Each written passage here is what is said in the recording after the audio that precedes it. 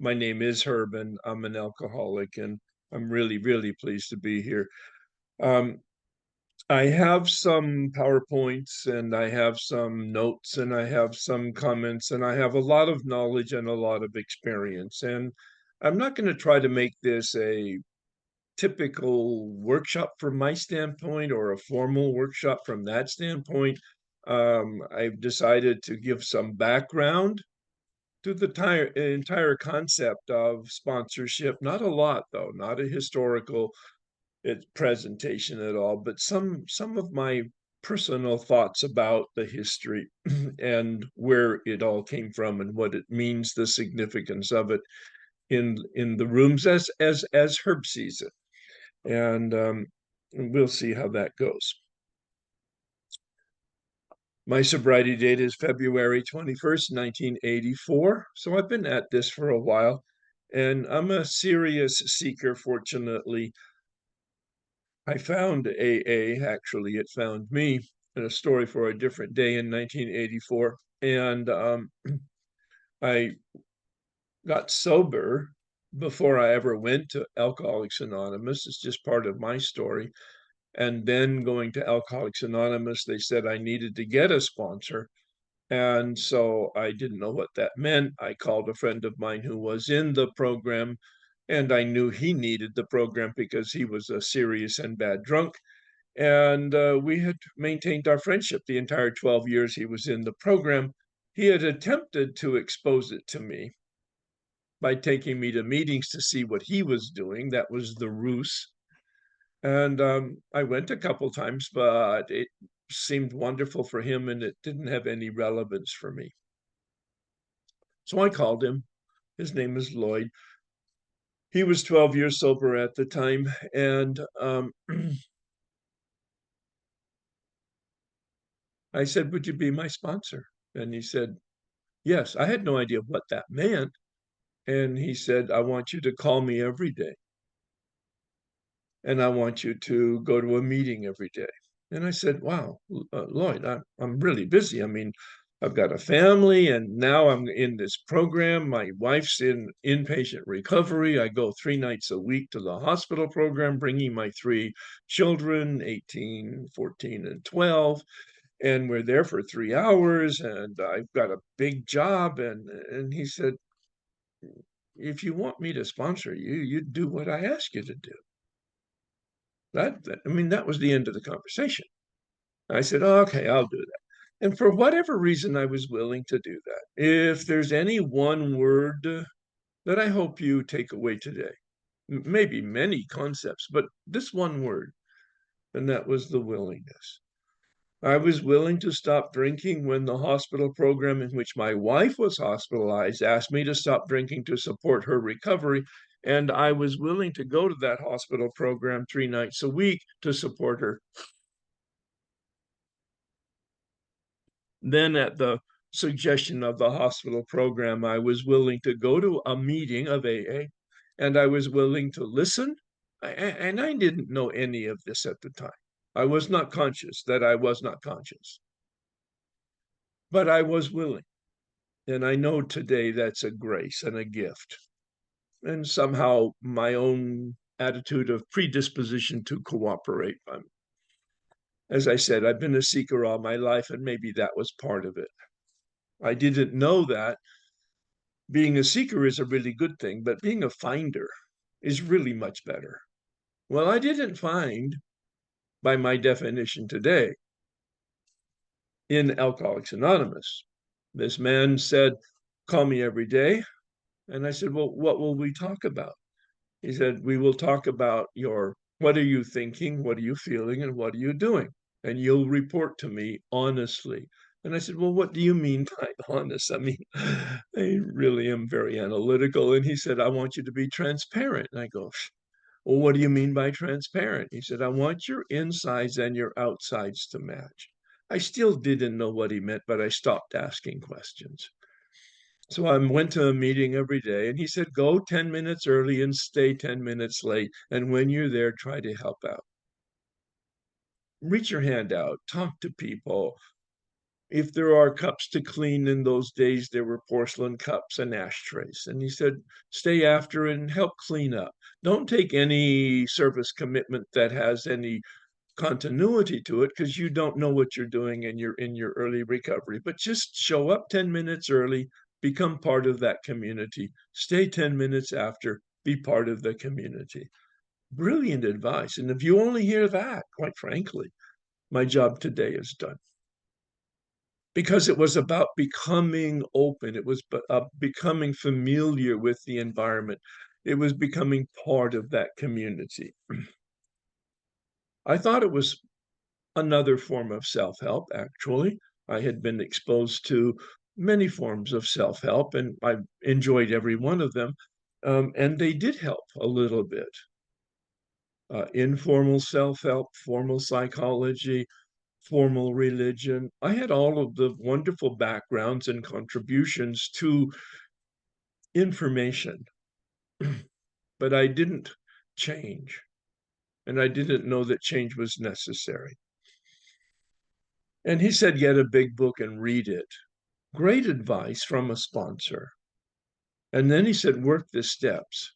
It's really good advice, but 5 years later, I realized, because I connected to a man who understood the big book and the step process, I called him a step guide, that in fact, my sponsor didn't know that he didn't know. And of course, I'm new, so I don't know that he doesn't know. The blind leading the blind, really, quite frankly. Getting a big book and reading the big book, going to step studies and going to book studies, wonderful. But it's not working the steps. And I didn't know that. Working the steps is looking at the textbook of Alcoholics Anonymous. And I needed a Rosetta Stone. Now, you may not be familiar with that term. You should look it up. Quite frankly, it's a wonderful term, Rosetta Stone. Back in the day when they were uncovering lots of Egyptian and whatever else archaeology, they didn't know how to read all of the inscriptions, but they found a decoder and they called it the Rosetta Stone, that was able to translate the hieroglyphics into something that was understandable. The sponsor was my Rosetta Stone in terms of navigating the 12-step program, what to do, how to do it, how often to do it. And he was my accountability, my sounding board. Call him every day, tell him what I'm thinking and feeling and doing. Wonderful advice. But I didn't change by going to meetings, and I didn't change by calling my sponsor, and I didn't change by reading the big book and working the steps on my own. I didn't know that for 5 years. In 1988, I heard a man share very differently than I'd ever heard anybody share, and I didn't know who he was. I'd never seen him before. And I noticed him come in the room. He had a sense of poise. He had a sense of, I don't know, confidence. I didn't think these thoughts at the time, but later on, as I'm looking back on it, I kind of evaluated, well, what was the magnetism? And certainly it was his being, his bearing, and his words. I wouldn't have listened to him if he hadn't been somewhat wise and understanding. But it was the resonance in his voice. It was the tone, and my needle pointed north. And I said, I don't know who you are, but you share differently than I've ever heard anybody share. You have a depth and a breadth of connection to spirituality that I've, in all of my exposure, both before and after being in the program, that I had never been experienced. And we introduced each other to each other. And I said, would you spend an hour with me talking to me about what you did to get what you got? No, I mean, I literally knew enough about it to phrase it that way. And he said he would. At the end of a conversation, he said, wow, Herb, you were a monk for 7 years in a monastery, 7 years of silence. pretty impressive. You have an undergraduate exposure to philosophy and a graduate exposure to psychology and theology. Wow. You're in AA for 4 years and you've been to book studies and step studies. Wow." And he was kind of setting me up. And then, I mean, he's sitting across from me and he said to me, "Look at me now. Look at me now." He said, "You have a lot of information, but you have very little transformation. You have a lot of academic knowledge, but it's never been filtered through your heart to your feet. You haven't had an experience and you haven't changed." And I got it immediately, mostly not from his words, but from his gestures. I got it immediately. And I said, "Would you help me?" And he said he would. And he took me through the steps in 1988, 89, and it took a year, 12 months to go through the steps using the big book as a textbook. So I make a distinction between sponsor and step guide because it's my experience. It's not an official distinction. It's not in the big book. It's not in the literature, but it's my experience. I had a sponsor that was an accountability partner who taught me about AA, going early, staying late, about the literature, about the service, about a variety of ways of being part of that community, that 12-step community. But then I engaged a step guide in 1988 and 89 who took me through the steps in an intelligent way, in a teacher way, in a mentor way, in a coach way, in a spiritual director way. I'm using all kinds of words to attempt to give you the sense of the relationship. He didn't become my sponsor. He didn't become my friend. At the end of the 12 months, I thanked him for his support, his information, his counsel, his teaching.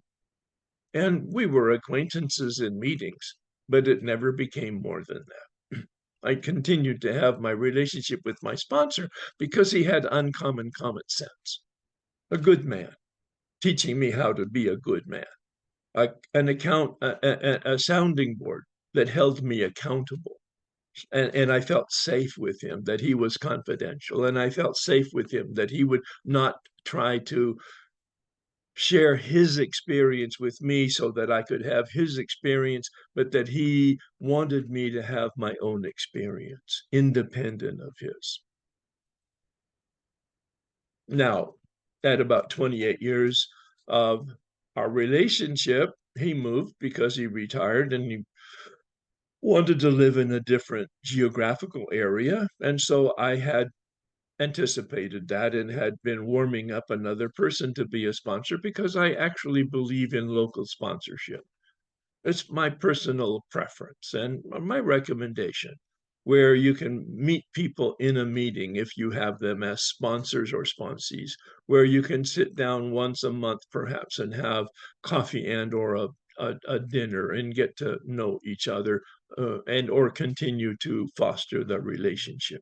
These are just my recommendations. When I sponsor somebody, I suggest I have no rules. I've adopted the spirit of the culture of the 12-step fellowship, and that is there are no rules. Bill said it very clearly. We don't, it was in the context of the traditions. We don't need any rules or regulations. We don't need any laws. He said we have two disciplines. Bill kept it really simple. We have two disciplines. One is God and one is alcohol. You're either going for one or you're going for the other. In the big book, it talks about we don't rest on our laurels. Many people don't really understand what that means in the context of the word itself, laurels. It has a historical context. Back in the Greek and Roman days, when people achieved something athletically or in sports or in poetry or in literature or in philosophy or in some civil duty, if they achieved something, they got a laurel wreath. That is a wreath of a branch from the laurel tree, and they were able to wear it for a week or a month around the community, and they had all of the respect and awe of a person who's very accomplished in the particular whatever it was they got the laurel for. And so what Bill means by we can't rest on our laurels is that we don't rest on yesterday's accomplishments. Very much like, and I'm using this metaphor currently now because it's so relevant to us in this age of technology. Every one of us has a cell phone. Very, very wonderful and useful tool for managing our lives and helping us to live more quality if in fact it doesn't manage us. A comment for another day. But I plug my cell phone in every night so that in the morning it's fully powered for me to be able to use it effectively throughout the day. And that's really like steps 11 and 12 for me. Step 11 and 12 are the foundation stones, I believe, of a continued sobriety. And the set aside prayer that was given today prayed today, thank you for that, talked about emotional sobriety. Those first 9 steps, I've never seen anything more effective for personal change. Those first 9 steps, the program of recovery, the promise at the end of the 9th step, page 83, 84, check it out, page 84. We are placed in a position of neutrality. That's the promise of the first 9 steps. Oh, there's lots of promises on pages 83 and 84, but that key promise at the end, or someplace in the page 84, it says, we are placed, hear the grace of that. We are placed in a position of neutrality at the end of the 9th step, not halfway through. At the end of the 9th step, it says we enter the world of the Spirit. Well, where have we been? If at the end of the 9th step, we are entering the world of the Spirit, where have we been? Oh, yeah, we've been in the world of self. And this is the turning that is committed to in step 3.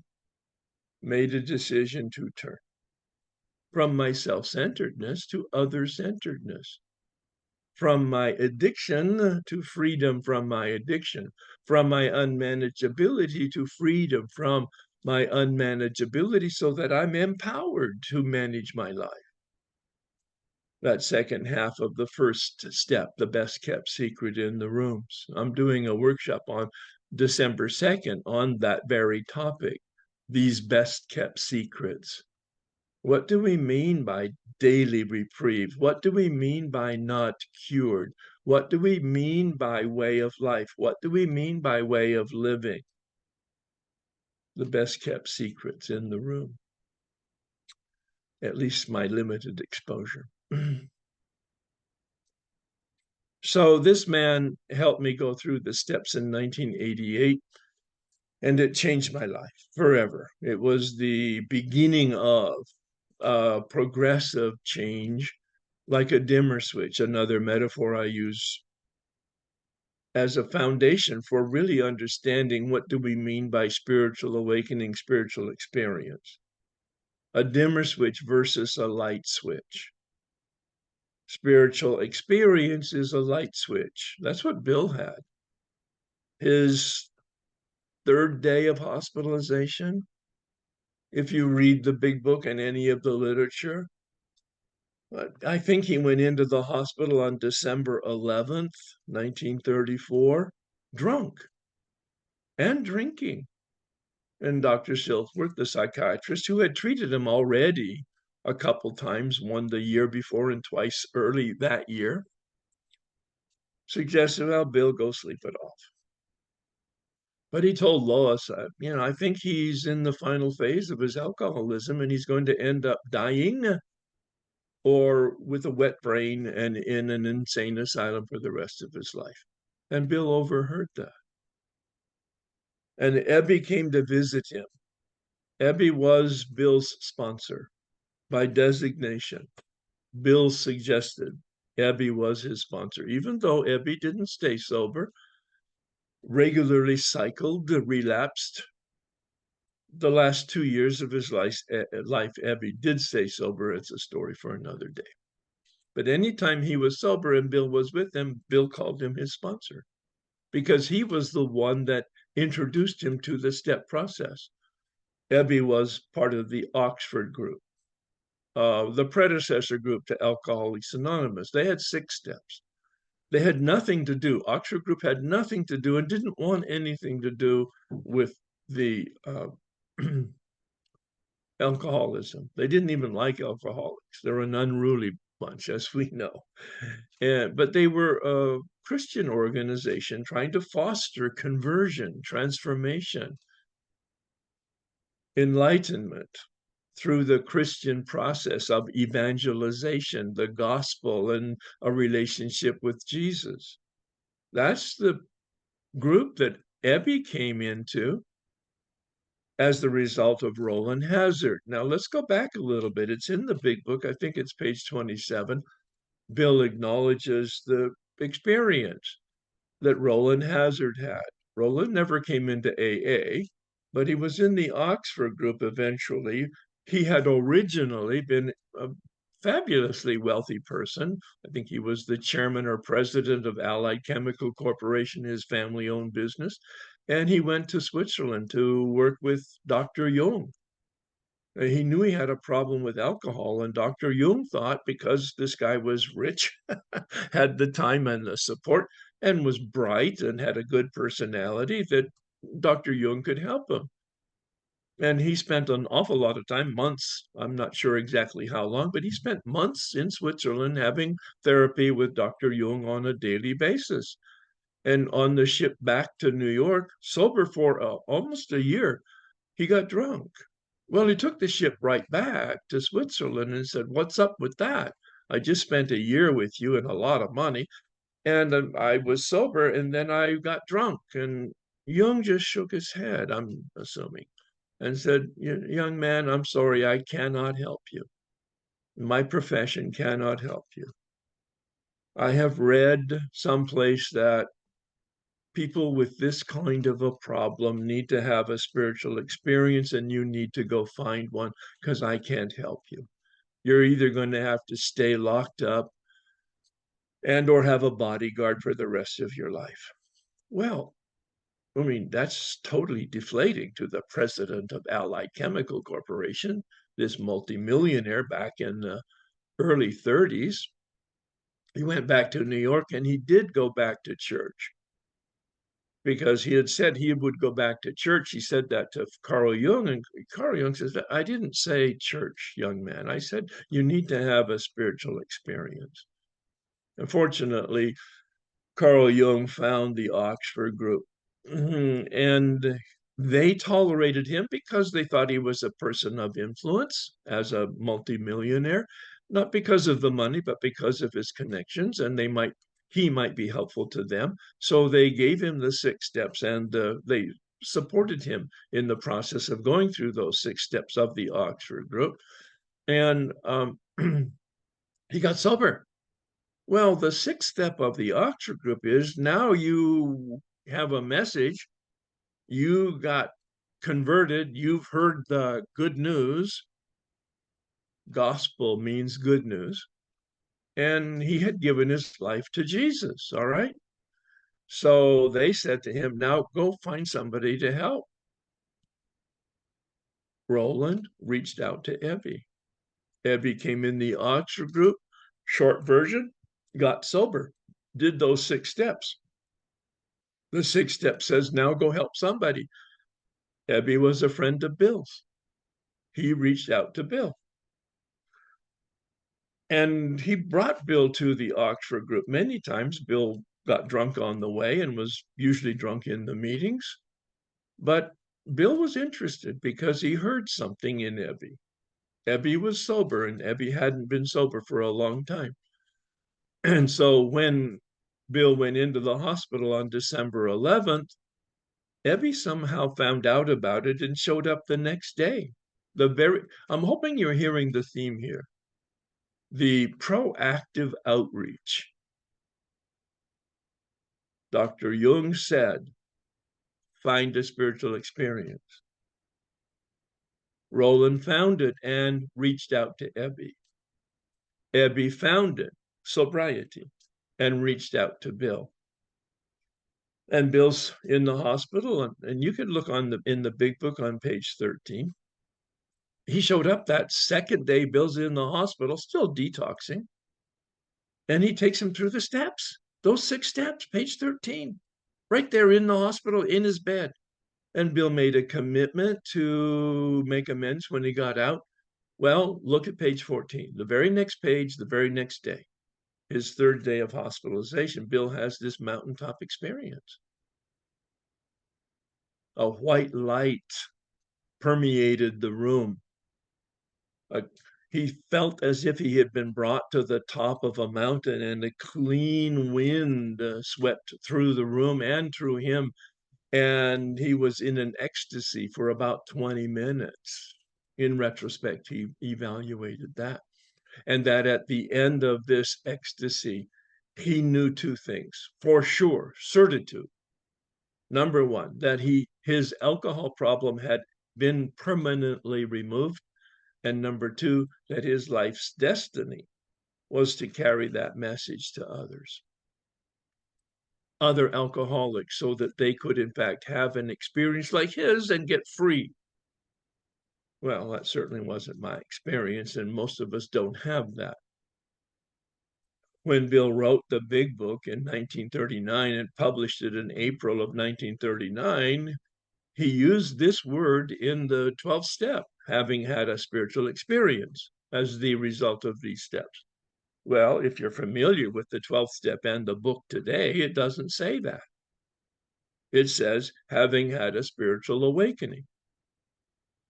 Bill changed it in the second printing of the big book. The first printing, April 1939, the second printing in 1941. Printing, the second printing, not the second edition, the second printing. They ran out of the first A Story for Another Day also. And in that second printing, he changed step 12 from spiritual experience to spiritual awakening, because most people don't have what he had, that mountaintop mystical experience. They have a very gradual educational variety, as he says in Appendix 2 in the back of the book, which was written then and included in that second printing to explain the difference. A spiritual experience, mountaintop mystical, like a light switch. Spiritual awakening, very slow, in my case, glacially slow, like a dimmer switch.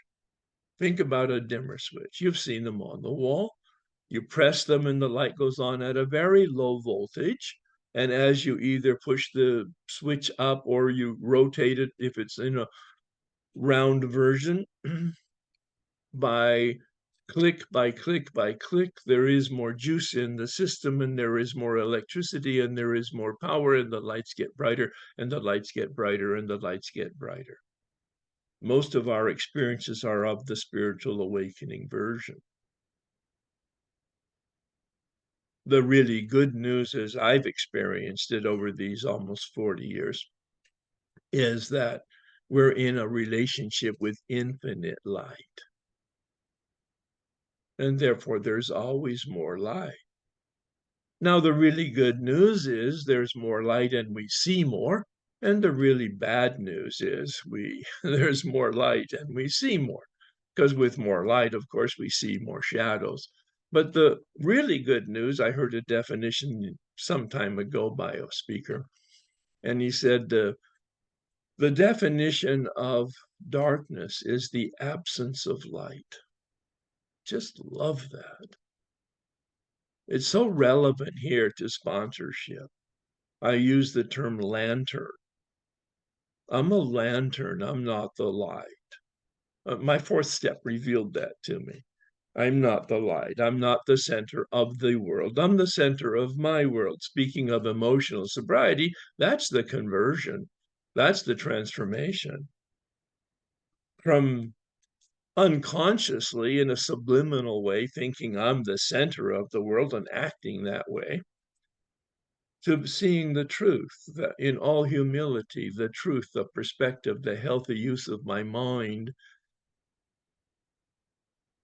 that I'm not the center of the world, but I am the center of my world. And I am fully responsible for my thoughts and my feelings and my actions. And that's the definition of a spiritual awakening from my standpoint. If I look at Appendix 2 and distilled it, a spiritual awakening is a change I couldn't effect through philosophy and psychology and theology and religion and therapy. I couldn't, and I didn't. And even in AA, I did not change those first 4 years in AA. I wasn't drinking. That was a gift. I didn't do that. I was listening to my sponsor and to the people in the rooms that shared their experience. And I was going to step studies and book studies and being a willing participant, but I didn't do the steps on my own. Excuse me, I didn't do the steps in an effective way when I did them on my own. In that first year, the man said, my sponsor, he said, read the big book and do the steps. Well, he assumed that I could read the big book and figure out the instructions, and I couldn't. I'm in AA, step one, look at the drama that brought me here. I'm an alcoholic. I mean, it was good enough. It certainly wasn't good enough to keep me here, but it was good enough to get me there. The drama, I got tired of the suffering, but that's not why I'm an alcoholic. Once I engaged a man who understood the big book, he introduced me through the doctor's opinion, and I understand now why I'm an alcoholic. I have an allergy of the body, and I have an obsession of the mind. Two very different components of powerlessness, one biological and the other psychological. And I didn't know that I didn't know until I did. And they helped me look at my own personal practical experience so that I could connect my experience with the experience in the book and have a brand new experience, the power of that set-aside attitude and the set-aside prayer. I engaged the step guide again 3 years later in 1991, and then 3 years later in 1994, and progressively that dimmer switch went up and the lights got brighter. And finally, I was able to see that I didn't see with regard to steps 2 and 3, that I believed, but my feet didn't reflect that. My behavior didn't reflect that. There was a total dissonance between what I believed, and how I behaved, and this process and the set-aside attitude helped to reveal that in chapter 4. But step 2 is a choice. I couldn't have done that on my own. I was 10 years sober when I had the experience that all of my religious tradition and spiritual understanding to that point was the very impediment to my relationship with the mystery. I needed a Rosetta Stone. I needed somebody to translate, to help me understand the language of the big book and the questions that are there that are personal questions. They're not academic questions. They're not Bill's questions for himself, a historical document. They are a suggestion to me to ask myself these questions right now. God is or God isn't, page 53. What is my choice? We are confronted then, it says, with the question of faith. And I did that. And I had a whole new experience that launched me into step 3 with a reality that I had never experienced before, that my decision was a commitment to action. And this man helped me understand that step 3 was about a relationship, a decision to have a relationship with this mystery deep inside me. All of these terms, all of these concepts, all of these experiences, I did not precipitate on my own. I had a guide and a mentor and a teacher who had the information because they had the experience. And they were able to share their experience so that I could see the information and then have my own experience. You want the definition of a sponsor, that's what that is. The word sponsor is not in the big book. Page 18 comes as close. There's 2 paragraphs there. I'm not going to read them here. I don't want to take that kind of time, but you can make the note. Roland Hazard's experiences on, I think, page 27, and the wonderful description of what I consider a profile for sponsorship, even though it doesn't have the word, is on page 18 in the big book.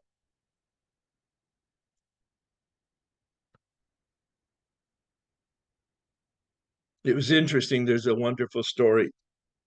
Let me check my time here. There's a wonderful story. Some of it's in the big book, a lot of it in other AA literature that fleshes it out a bit. That Bill got sober right around December 13th, December 12th, December 11th. I think he went in the hospital on December 11th, so his first day of sobriety was December 12th, 1934.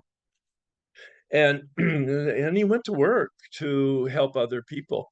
He joined the Oxford group, he went to meetings regularly, and he was an evangelist.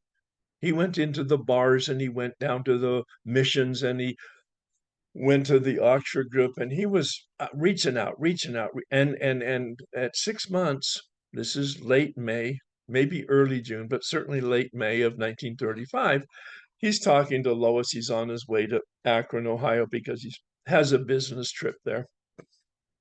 And they're talking and they're packing. She's probably doing the packing. She's the Al-Anon. And he's sitting there talking to her. And he said, Lois, I think I got this wrong. I thought when I had my spiritual experience that my mission was to help other people, but I've been working my butt off. I mean, I'm sure he didn't use that language, but over these last 6 months, and nobody has gotten sober. I probably misread it. I'm going to go back to Wall Street when I come back from this business trip, assuming it'll be successful. Successful, we'll be rich. I'll be the president of a company. You can stop working, and I'll give up this fantasy of alcoholism and helping other people. I'll just go back to work and be a normal guy. And and she said, she just looked up at him, and he continued. He said, "You see, I've been working every day, and there's not one person that's sober. I've failed." And she just looks at him. Oh, I get teary every time I tell the story because it's just such a moment of synchronicity, if you will. And because he says, nobody got sober with all my efforts. And she said, "You're sober." And big pause. And he got it. Oh, I'm to help other people get sober. So I stay sober, not to get them sober, but it's the mechanism for me to stay sober. Oh my God, I'm going to run over to Towns Hospital and I'm going to tell them. And Dr. Silkworth. So he goes over there, and Dr. Silkworth says, "Wow, that's a wonderful insight, Bill." He said, "And you've been preaching to them. You've been preaching to all these people that you've been trying to help. You've been preaching about the spiritual experience, your mountaintop and white," they called it the hot flash, the white flash or the hot flash experience. He said, "They don't want to hear that." He said, "Share your experience with the allergy, the biological problem that you have. Once you start, you cannot stop. Share your experience with your psychology, the obsession and compulsion that once you stop, you cannot stay stopped." The 2 ingredients that he blessed us with, giving us the analysis of step 1 in terms of the problem of addiction, the first half of the first step. Tell them about your experience, Bill. Well, Bill's on his way to Akron. He's now got a whole new perspective on how to approach an alcoholic. That's an important piece of information from a history standpoint, as I see it. But here's another piece that is not well known. It's in the literature, the AA official literature.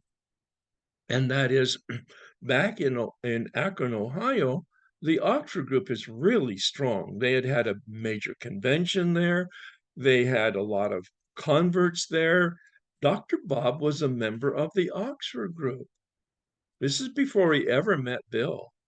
Dr. Bob was a Christian man, a devout Christian man, attended church, was a surgeon on the staff of a well-known hospital there in Akron, Ohio. He had a really good reputation, although it had been somewhat tarnished by his alcoholism. And he joined the Oxford group with his wife, Anne. And they would go to weekly meetings. And it says it in the big book. Bob and Ann went to weekly meetings for 2.5 years before he ever met Bill. Now, every week they met and they prayed and they shared and they had these wonderful evangelical meetings. And Bob went home every week for 2.5 years and got drunk after the meeting because he thought it was a moral issue. He thought it was a willpower issue. He thought it was a knowledge issue. And of course, he's a scientist, he's a doctor, he's a bright guy, and he's a Christian. So he's under the impression that if I could just try harder, or if I just know better, that I'll, and he didn't. And so Bill's in the Akron Mayflower Hotel that Friday night. We all know about that. And he's reaching out and he's attempting to find somebody to help because now he has that information from Lois's observation, from Dr. Silkworth's observation. And he's trying really hard because the bar is calling to him and he doesn't want to drink. And finally, he hits a lucky with this reverend who says, I think I know somebody that is in the Oxford group that you could contact and ask them if there's somebody that you could help. And so he calls Cyberling, Miss Cyberling. And Bill was intimidated because she's the wife of a very major tire manufacturer, a multimillionaire. But Bill calls anyway. And what he didn't know is that very week, again, I'm going to get emotional. That very week in the Oxford group meeting, before Bill got there, they were having their weekly meeting, and Anne, who kind of knew what was going on with Bob, she said to the group, well, let's everybody tonight share something very personal that they haven't shared before. And they prayed and then they shared and they went around the room and it came to Bob and Bob broke down and he said, I've got a drinking problem. I know nobody knows about it. And everybody kind of laughed because everybody knew about it. But he said, I've got a drinking problem. And she said, would you like us to pray for you? And Bob says, yes. And so they all held hands and they prayed for Bob that he would get some help. So when Bill calls Anne, all of this has happened. And she picks up the phone and he says, I'm a rum hound from New York. I'm part of the Oxford group. I'm staying sober and I need to find somebody who has a problem with alcohol. Do you know of anybody? Now, Anne says, we've been expecting you.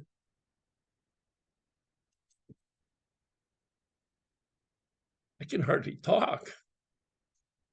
We've been expecting you. That level of faith. So, as you know, they set up the meeting because Bob was drunk that day, the day before Mother's Day or the day of Mother's Day, I'm not quite sure.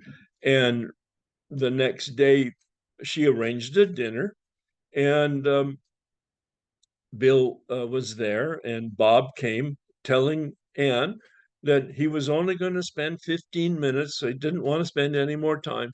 Well, they had the dinner and put them in a private room, and they were there for 3 or 4 hours because Bill was able to share his experience, his vocabulary from his understanding of the allergy, from his understanding of the obsession, from his understanding of the compulsion, from his understanding of the despair of the lack of power. And Bill didn't talk about God, and he couldn't. Dr. Bob had much more spiritual understanding and vocabulary than Bill ever thought of having at that time. And of course, the rest is history, meaning that Bill didn't leave Akron and said, Bob's sober now. Would you come over and live with us for the next 3 months? And he did. And they sat talking about what they could do to help another person, and taught them about meditation. It was Anne who gave them the schooling of the Oxford group meditation practice, asking for guidance. And she called them her boys, and she would have them every morning sit quietly, having their quiet time, in prayer and asking for guidance, and then writing out the guidance that they thought, and then discussing that guidance. Eventually, the guidance brought them to a place where they knew they had to reach out again. And they reached out to the hospitals and to the asylums and to the jails. And finally, they struck gold when they met Bill Dodson in the Akron hospital, thanks to the little nun, Sister Ignatia. And he became the AA number 3. Now, one of the points I really want to stress, and I did, I hope, and that is the proactive nature of sponsorship, that they reached out, and that sponsors were people who helped people identify that they had a problem and what the solution was. And the solution was a relationship with power, a relationship with God, a relationship with higher power. The big book suggests God as I understand it. Over the last several years, I've rephrased that because I think it's more helpful. God as I don't understand it. We don't have to understand God. We need to make a decision in faith and hope that there is this power, and then do what we can to have a relationship with this power. And eventually, if in fact we establish that organic nature through faith and hope with this power, we will then be organically disposed to carrying that message to another person. It says in step 12, having had a spiritual awakening as the result of these steps. There's the point. A spiritual awakening as the result of these steps, because we made contact with power. The book and the steps and the meetings and the program are not the solution. They're the ingredients of the solution. They're the tools that lead us to the solution. The solution is a relationship with God, which we support and sustain in steps 10 and 11, that combination of inventory and meditation, which Bill says is the solid basis of our spiritual life, our personal spiritual life. But then it's manifested in helping other people. Bill says in the book, gives us a story about Jim the car salesman, which really elaborates on the obsession and the compulsion concerning that real problem of insanity, that unhealthy thinking that he suggests in that story, pages 35 to 37. And he said, he got sober, Jim, the car salesman that put a little whiskey in his milk. He got sober after going 6 times to the insane asylum, but he didn't stay sober because he failed to enlarge his spiritual life. Well, he doesn't tell us there in the big book what that means, but because of my future familiarity with the big book, I could see that on page 14, he tells us what he means by that. On page 14, he says, we perfect and enlarge our spiritual life through work and self-sacrifice for others. We enlarge our spiritual life through work and self-sacrifice for others. My interpretation of all of this is that I'm a lantern. I'm not the light. The light is the power. The light is the mystery. I'm the lantern that holds the light. And in step 11, I improve the intensity and the glow of the light in my prayer and meditation and in my 10-step spot check inventory. My spot check inventory keeps the lens of the lantern clear, and my step 11 keeps the flame building and becoming more intense and having more capacity and having more light.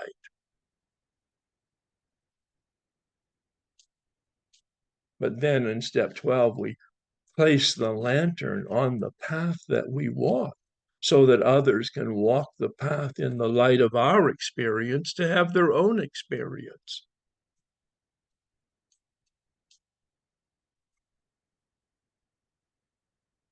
There's so many variations on sponsorship. The word's not in the big book. It is in the 12 and 12, throughout the 12 and 12. So someplace between 1939 and 1953, the word came into the culture of Alcoholics Anonymous. DSO has a pamphlet on sponsorship. It's thin, but it's got good experience. There's a better book by Hamilton B., published by Hazelton, on sponsorship, called 12-Step Sponsorship. I read it 3 different times. It's really substantial and very practical and experiential. 12-Step Sponsorship by Hamilton B. I also have some material on my website, herbk.com, and I have a very robust YouTube channel that gives a lot more information. It's a formal presentation, a couple of them, on sponsorship in terms of the history and the application and the ingredients and the profile of what I consider to be a healthy sponsor system and job description, if you will. There's so many references in the big book that talk about it. I'm not even going to make an effort to give that kind of information right now. I think it's probably time for me to stop talking and for this comment. I think sponsorship is probably the most important moving part. There's lots of moving parts. Meetings are important. They're not the program. Meetings are important. They support the program. The program is working the steps to have a relationship with power. The purpose of working the steps is to have a relationship with power, which will give us freedom from our addiction and eventually freedom from our unmanageability. The 12-step process delivers me to a place of emotional sobriety where I am responsible for my life. God does not manage my life. This is my interpretation. God does not manage my life. In step 3, I made a decision to turn my will and my life over to the care of God, not to God. But I am in partnership with this God of my not understanding. And God's the managing partner. And I sit in the morning asking for guidance, and I try to stay awake during the day, conscious and aware of the presence of that power. And Bill says in Appendix 2, awareness of the presence of God is the essence of a spiritual experience, that awareness that manifests then in my 24/7 outreach. How can I help? I dropped the word service probably 25 years ago. In my meditation, the wee small voice said, it's too sophisticated, Herb. Drop the word service, use the word help, because help has earth and dirt in it. You will be frustrated, you will get tired, you will be challenged. But have that as the lens through which you look out at the world and the community in which you live. How can I help? How can I help? Keep it really simple. Is this helpful? All right, that's enough from me, and I didn't use any of my PowerPoints, so I'm happy about that. I hope that was useful and helpful, and there's always more. Thank you.